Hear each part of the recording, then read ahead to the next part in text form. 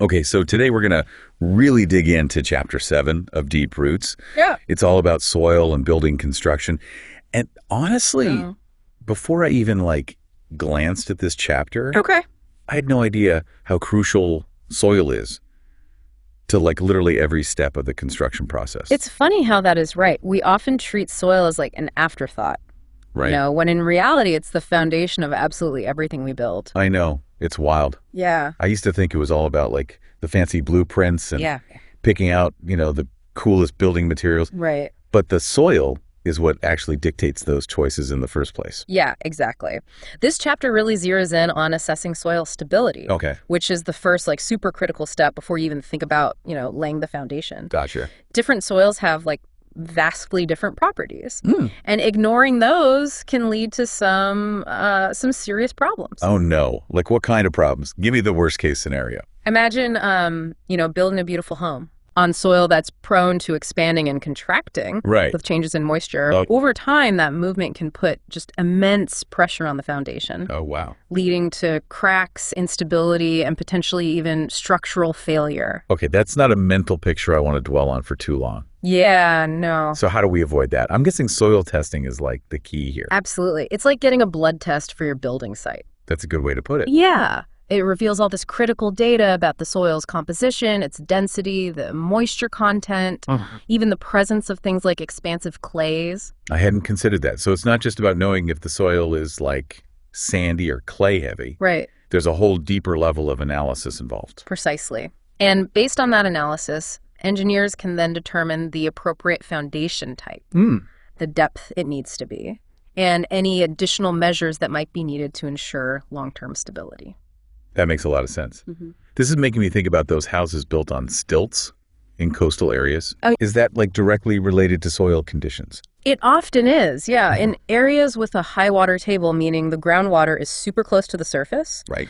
traditional foundations just might not cut it. They might be unstable. So elevating the structure is one way to deal with that. Okay. And then there are other specialized foundation systems designed for those really specific challenges. So it's tailoring the foundation design to the unique personality of the soil. That is a great way to put it. Okay, good. And this chapter also delves into, natural building materials like adobe and rammed earth. These techniques have been used for centuries, Right. but they also require a very deep understanding of soil properties. Oh, I'm curious about that. How does soil type influence the use of those natural building materials? Well, certain soils are much better suited for these techniques than others. Okay. For example, adobe relies on a specific balance of sand, silt, and clay. Right. Too much clay, and your bricks will crack as they die. Oh, wow. Too much sand, and they'll just crumble. So it's not as simple as just scooping up some dirt and starting to build. Not quite. Preparing the soil for adobe bricks is super crucial. It involves really tailoring the process to the soil's unique properties. Gotcha. Similarly, rammed earth construction needs specific soil characteristics to achieve the necessary strength and stability. This is all reminding me of those ancient civilizations that built massive structures with adobe and rammed earth. It's incredible how they figured all of this out without the technology that we have today. It's amazing. It's a testament to their deep understanding of nature and their ability to work with the materials available to them. Right. And, those principles are just as relevant today, especially as we look for more sustainable and environmentally friendly building practices. Absolutely. Okay, so we've talked about assessing soil stability. Right. And the importance of understanding those soil properties for natural building materials. What about those really tricky scenarios where the soil conditions are especially challenging? Yeah. Does Chapter 7 offer any insights into that? It does. Chapter 7 goes into detail about designing buildings for those challenging soil conditions. Okay. Like those with a high water table, expensive clays, or even areas prone to earthquakes. Oh, wow. There's a whole range of strategies and techniques that engineers use to address these challenges. Can you give us a few examples? Sure. I'm really curious about how you'd even begin to tackle something like building on a site with a super high water table. Well, one common approach, as we touched on earlier, is to elevate the structure using stilts or pilings. Another is to use specialized foundation systems, like pile foundations, which are driven deep into the ground to reach more stable soil layers. So you're essentially bypassing the problematic soil. Yeah. And anchoring the building to something more solid. Exactly. And of course, waterproofing and drainage are absolutely paramount in these situations. You need to keep that water away from the foundation at all costs. That makes perfect sense. What about those floating foundations I've heard about? Oh, yeah. Are those used for challenging soil conditions as well? They can be. A floating foundation is designed to distribute the building's weight evenly across the entire site. Gotcha. It's like the building is resting on a giant raft, allowing it to float on top of the soil, even if it's soft or unstable. That's ingenious. It is pretty cool. It's like defying gravity by making the building lighter than the ground it's on. It's a fascinating concept, isn't it? It is. It really highlights the incredible ingenuity of engineers who are constantly developing these new ways to build in harmony with the environment, even in the face of challenging soil conditions. Absolutely. Okay, so we've covered elevated structures, specialized foundations, and even those floating foundations. Yep. Are there any other, tricks up an engineer's sleeve when it comes to dealing with tricky soil? Absolutely. There's a whole arsenal of techniques, including ground improvement methods, soil stabilization techniques, and even the use of geotextiles to reinforce and stabilize the ground is quite a bit. Fascinating. Yeah. It really is amazing. Right. It's wild. But all this talk about, engineering and these high-tech solutions, it's making me think about people who choose to build with more traditional natural methods. Does Chapter 7 offer any guidance for them? It does. It actually emphasizes that understanding your soil is even more critical when you're working with those natural building materials. Okay, that makes sense. So for instance, if you're building with rammed earth, the composition of your soil directly impacts the wall's strength and its durability. Gotcha. So it's not just about aesthetics then? No. There are real structural considerations at play. Absolutely.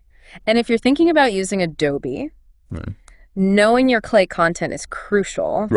Too much clay can cause cracking. Too little can compromise the integrity of the entire brick. Oh, wow. It's all about finding that sweet spot. It's like baking a cake. Right, exactly. You need the right proportions of ingredients for the perfect result. That's a great analogy. Speaking of natural building, though, the chapter also touches on, considering the soil when making landscaping decisions. Oh, that's an often overlooked aspect. Is it really? Yeah.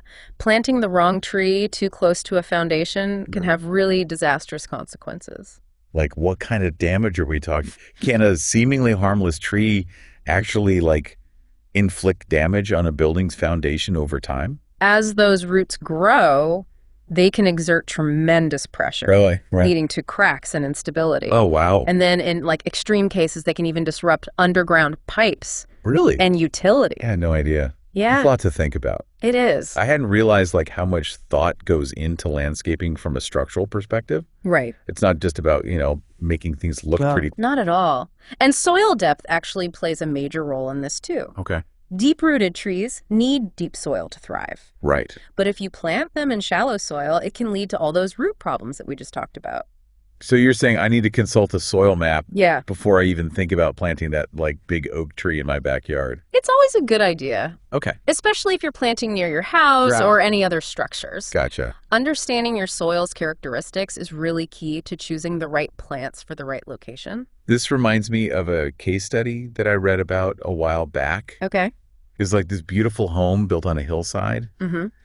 And it actually started sliding downhill. Oh, no. Because the landscaping wasn't properly considered. Oh, wow. It was crazy.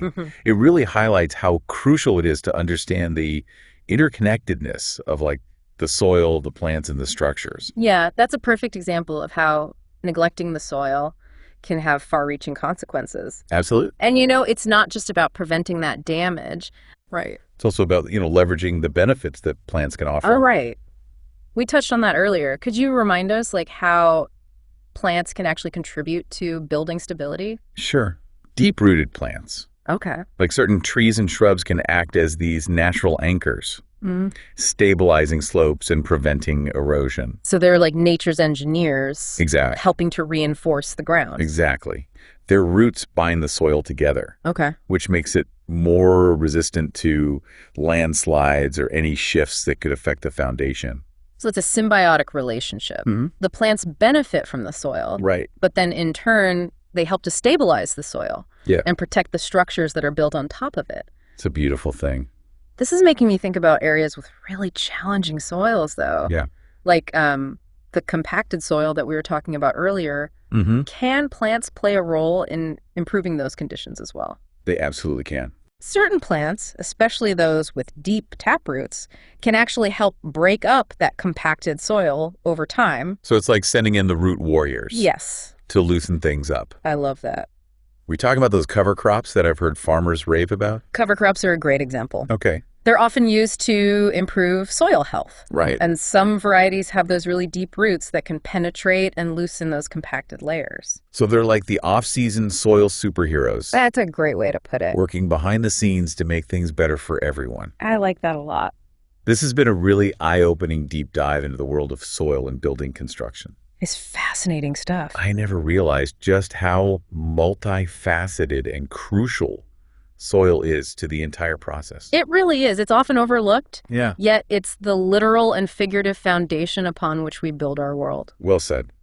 So far we've covered assessing soil stability, choosing the right materials, designing for all those challenging conditions, and even the role of plants in soil health and structural stability. It's quite a bit. It is. Yeah. And throughout all of that, the key takeaway seems to be the importance of building in harmony with nature. Absolutely. Rather than trying to dominate it. Right. We've seen how ignoring the soil can lead to all sorts of problems. Yeah. From foundation cracks to landslides. It's wild. Building with nature, though, it means understanding the soil's limitations, working with its strengths, and choosing those materials and techniques that complement the natural environment. Absolutely. So instead of viewing the soil as like an obstacle, it becomes a partner in the entire construction process. I love that. Beautifully put. Thank you. And when we take that approach, we create buildings that are not only durable and functional, but also more sustainable and better integrated with the surrounding landscape. I love that analogy. It's so true. And it makes you realize just how much